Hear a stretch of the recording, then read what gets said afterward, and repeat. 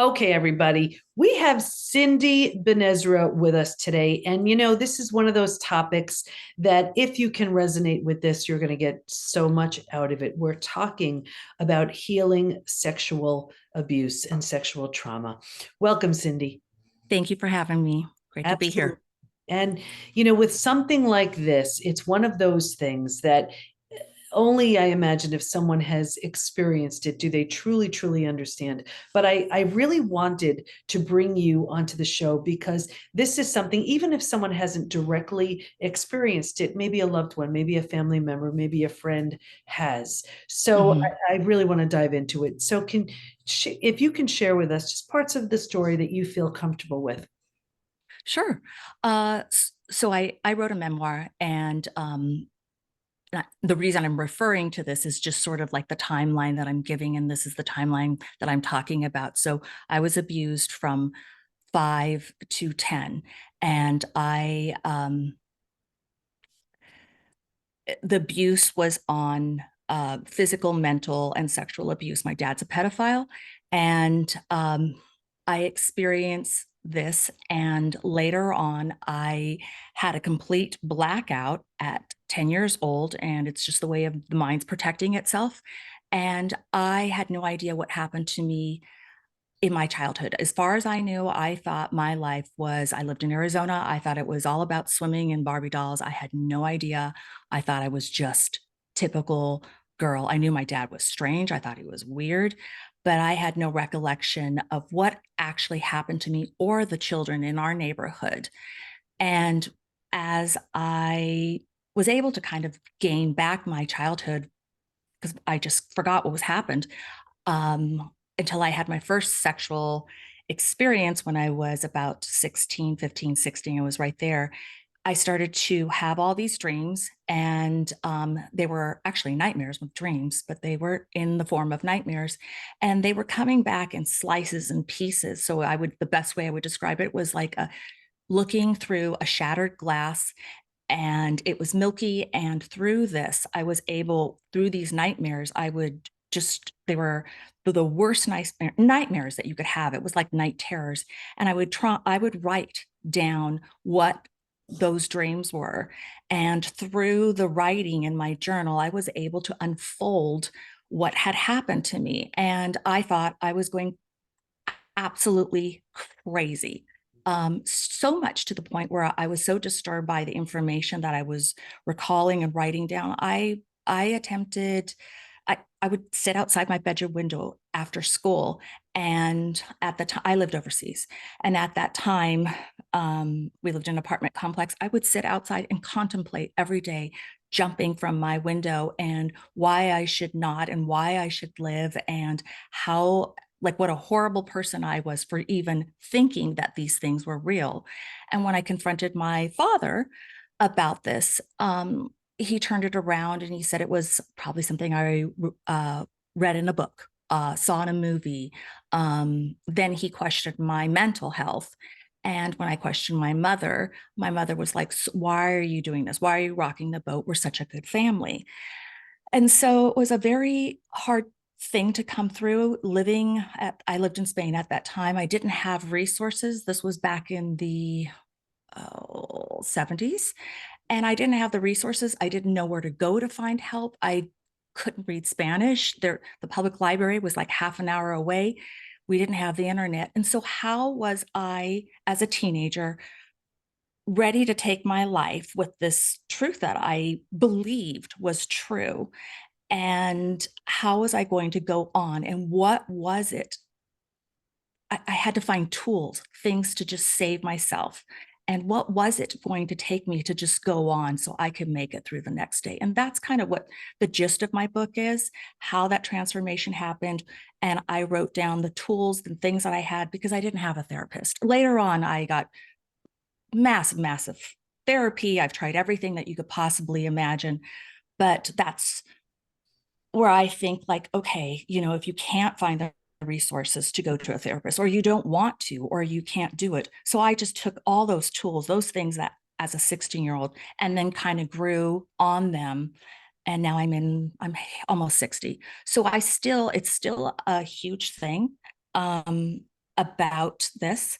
I do have PTSD, and I kind of go through a little bit of, I have true, my one, there's a lot of things that are stuck, but I Well, have true issues with betrayal, yeah. true issues with betrayal. And before we get to the tools and the strategies and everything that helped you heal, I just want to go back, because speaking of betrayal, as horrific as it is, and then when your father like denied it, and then when Mm-hmm. your mother kind of went along with it, what did you make of that? Like, what did you do with that? Did you just personalize it? Like, well, it must be me. I must be crazy. Like, what Yeah. what went on in your young mind?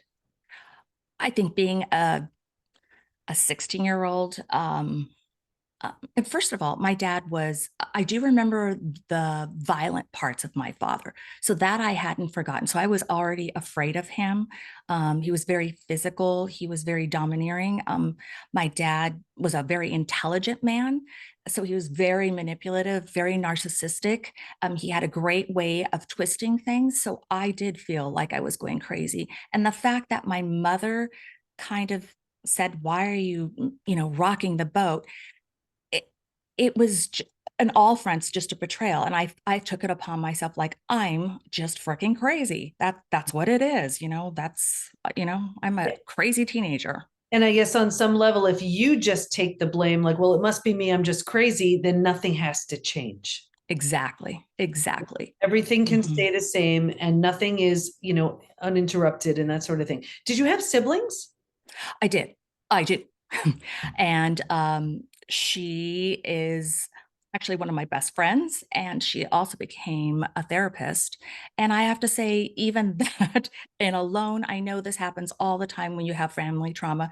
That was a betrayal. And it was the craziest thing. Even just last night, her and I just sat down and we had a pizza, and we just kind of, I don't know, we were just kind of maxed out. And we were talking about old family baggage, and we were still pulling things up about stuff that happened on the playground. And I mean, like the playground of life, like, why did you do that? Why'd you say that? And she was still unfolding, like, I didn't know that. And I didn't know that.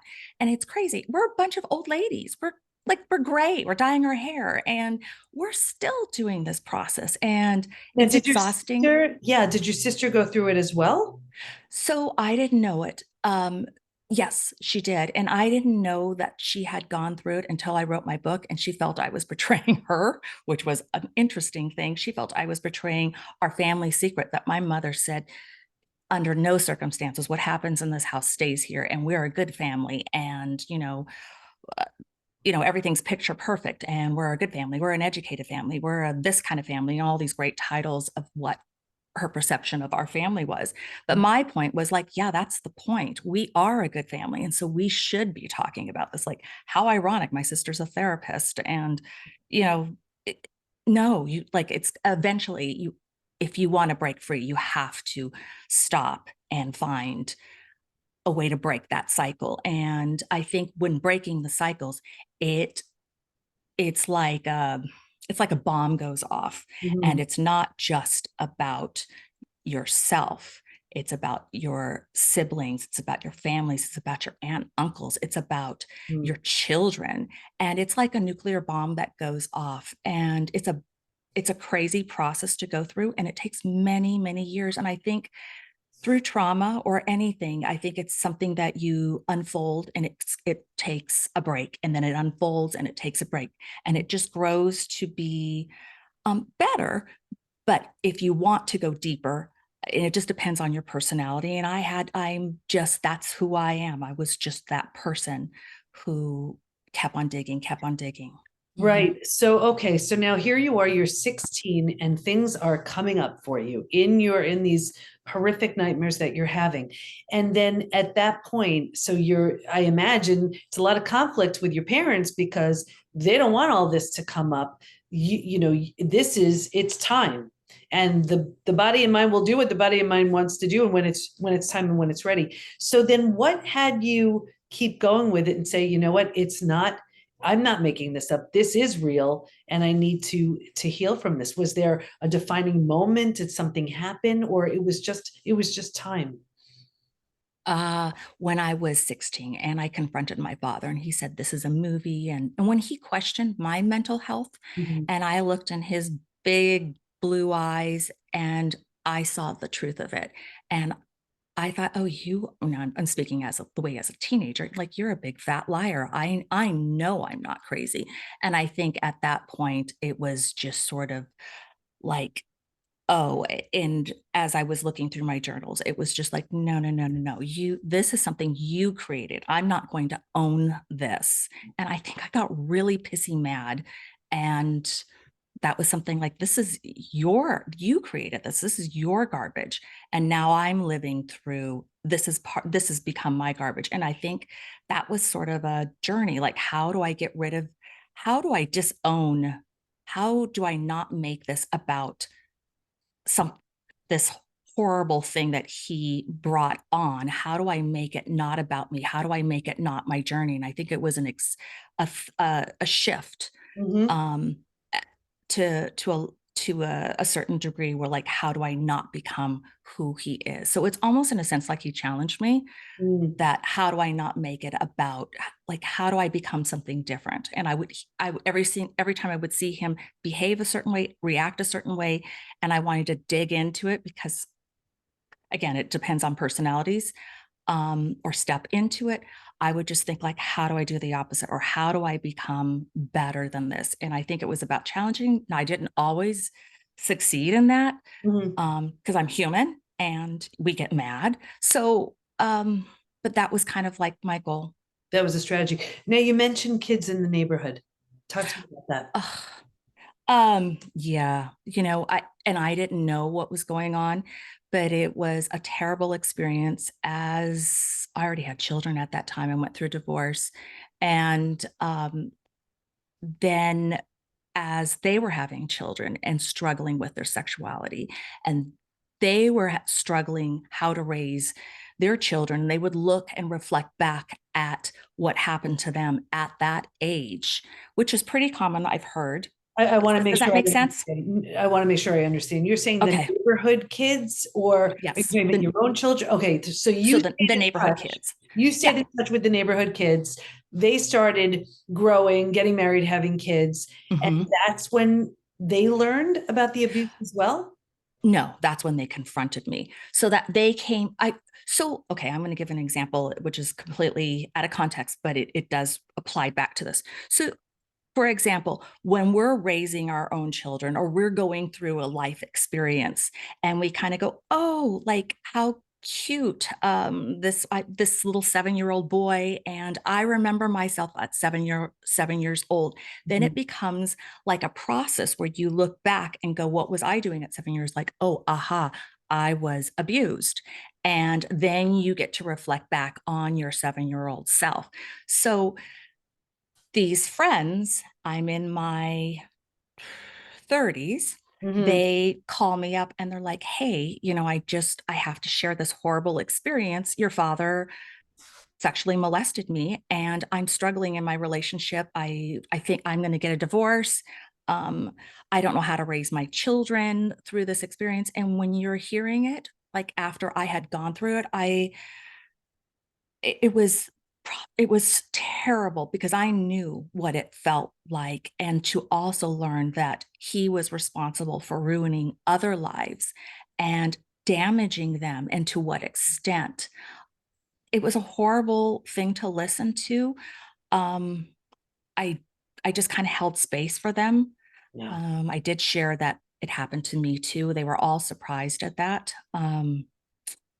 But it's a very tragic thing to know that your own father, and I'm not taking on the blame of that, but it is awful to know that your own father has created so much havoc, Yeah. in the world. It's a terrible place. It's awful to feel that. And I know I'm not responsible, but it's a terrible thing.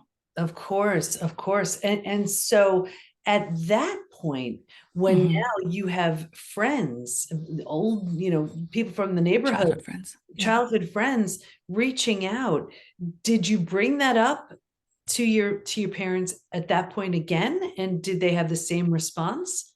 Or did you not bring it up? What'd you do? That's a good question. I don't know. I believe my mom had already passed by then. I Knowing me, I probably did say something to my father. So one thing I did have is, after this, I had clear boundaries with my father. Yeah. So every time he came to visit me, I still kept him in my life. It felt like it was harder to cut him out. And it was interesting. I love this part. My sister just cut him out, and it felt right to her, and good for her. Great. But Mhm. it didn't feel right for me. I felt, it was too much work to pretend. That's what it felt like for me. It just was too much work to just go on. And I also wanted, one, an apology. I was seeking an apology. Two, I was also, um, wanted him to admit that this happened. And so I wanted accountability. So I just wouldn't let it go. So I kept on every single time, he would come over. I would say, "Hey, Dad, hi, good to see you. Okay, so you made your choice a long time ago. I'm making my choice as a parent. You're more than welcome to come in, hang out with us. You know, your place is at the dinner table. Go to the bathroom, but no going into other rooms." And he would say, I don't know, he survived till his 80s. And he said, "Why do you say this? Like, why do you do this?" You know, or there, then he would play the crazy card, like, "Are you okay?" And I used to try to find ways not to get triggered. And then I would just say, "Dad, just give it up. Like, if you want to be here, come on in. If not, just goodbye." And I don't know why I did that. It was just the way I'm wired. And it worked for me. Was there ever a moment where he admitted, where he took responsibility, where he apologized, any of that? Yep, it was. It was way, way later in life. And it was not until he was in his 80s, Wow. and he was very, very ill. I'm in Seattle, and he was in California in Monterey, and he was in a retirement center, and he had already gone to the hospital probably like 11 times in a month and a half. So in a five-week period. And I don't know why he made me um, his contact person. I don't, whatever. So they called me up and they said, "Okay, your dad, your dad's done this, or your dad's going back to the hospital." And I just thought, I have a child with special needs. And he was going through some crazy, crazy hard times in high school where, um, to me, it looked like he was suffering from a lot of mental health issues. And I was afraid. I don't know what suicide looks like I mean, I've read a lot, but I don't know what suicide looks like in an individual who has mental health, who is special needs. And my son had part of his brain removed, so he's not acting like a typical developing child. So I was really concerned. I had a lot on my plate, and a lot of changes with work. So I thought the craziest thing, my husband and I flew up and we went to go see my father, and I saw him in this horrible facility where he was. It smelled like pee, and I was just like, he was curled up like a dog on the couch and with his jacket on and holding a garbage bag. And I thought, with his belongings, because they were stealing each other's things. It was just the most insane scenario. And I just remember looking at him and going, "Oh my God, this old man, this man who's created so much havoc in the world." It was at that point where I thought, "Okay, I've got to be myself." And so I went to my husband. I said, "I'm going to take him home with me. I hope this is okay, but I'm going to put him in some place closer to me because it's about me. And I can't go back and forth to California. I can't have all these calls. So I'm going to try to control the scenario, bring him to Washington." And he was 5 minutes away from me, and I could go when it worked out for me and help him with his medicines, just kind of navigate through this whole thing because I was the only sibling left. Okay. So, and I did it for me. It wasn't about anybody else. And I remember a lot of times like, "Hey, Dad, you're here." No, it's about my convenience, but I wasn't cruel about it because that's not who I am. I was just Right. being myself, because I know I got a lot of slack for that in the family. Like, why would you do that? Well, I'm not going to judge anything you do, but what was so then what did he say when, you said he finally Oh, admitted or thank acknowledged? you. So what he said was, um, he's, oh God, it was over eggs Benedict. We happened to have breakfast, and we looked out, like Washington has like a lot of lakes, and we happened to be looking at the water, and there were ducks. And he said, thank you for doing this. Thank you for taking care of me. I really can't believe you're doing this because no one's beside me, and you're like, out of all the people, why you? And I just said, Dad, I'm doing this again for myself. I would help a dying dog even if it bit me. And I think when he looked at that and he goes, well, um, and so at that moment, I said, hey, Dad, why did you do the things that you did? I mean, why you created so much havoc in the world? Like, what was your agenda? What were you like? Are you ill? Like, what do you think it is? I mean, I obviously knew he was ill, but he compared me to the duck outside in the pond. And he just said, I was raped by soldiers during the war in Germany, and I never defended myself, and I never stood up for myself. And he said, and I absolutely resented the way you were, that you stood off, and no matter who you were like that duck in the pond, and the water was dripping off of you, or you would laugh it off.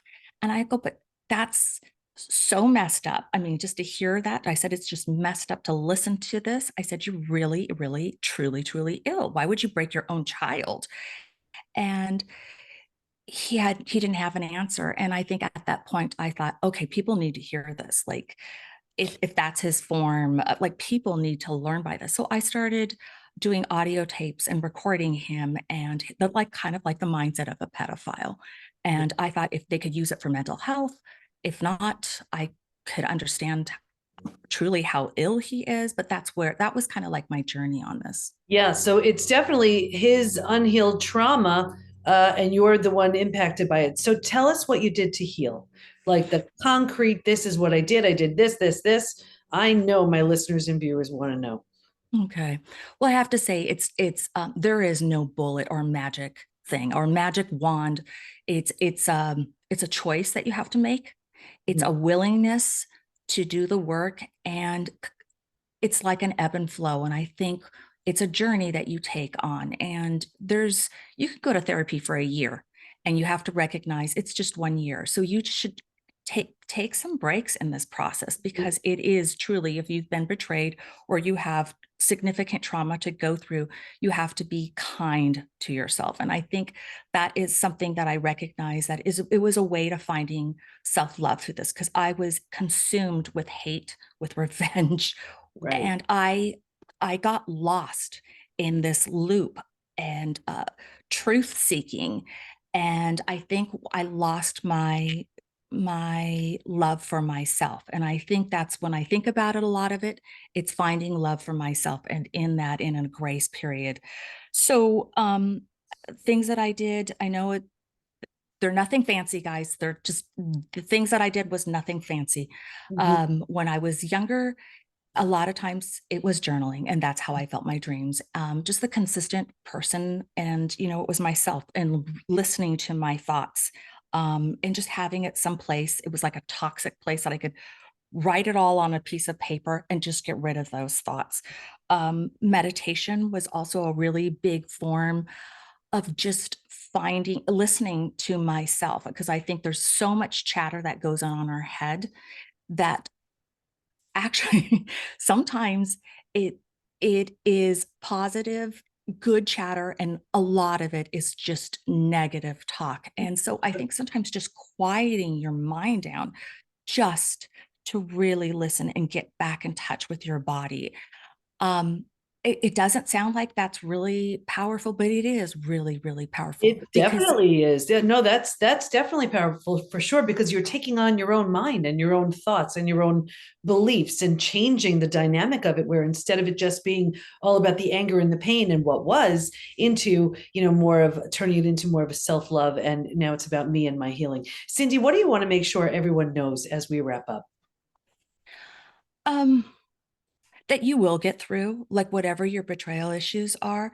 I think also to recognize that if you do have a significant form of betrayal, sometimes they could they may happen in another time and time frame in your life, and to be cognizant of that, but that you will make it through. And a lot of times we're just repeating old cycles just written up in different formats. You will make it, and you will recognize this, and you will get through.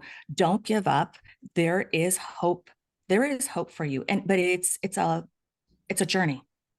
And you know what I love about what you said? It's really breaking the chain of abuse. You know, what your father did was he was abused and then he continued the abuse, and you were abused and said it stops here. And, you know, you're doing something so great for you and everybody else because of it. Where do we learn more about you and the great work you do?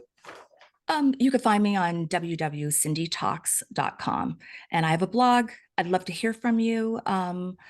In fact, this episode will be on there too, and I'll write a little bit about that. So please follow me. I'm really trying to be the squeaky voice, and in this process of sexual abuse. Terrific. Thank you. I want to thank you so much for your time, for your insight, for your wisdom. There are so many people, so many more than I think what we know who are just navigating this type of abuse and are ready to heal. And it may just be your words that inspire them to do that. So thank you. Thank you. Thank you for having me. Appreciate it.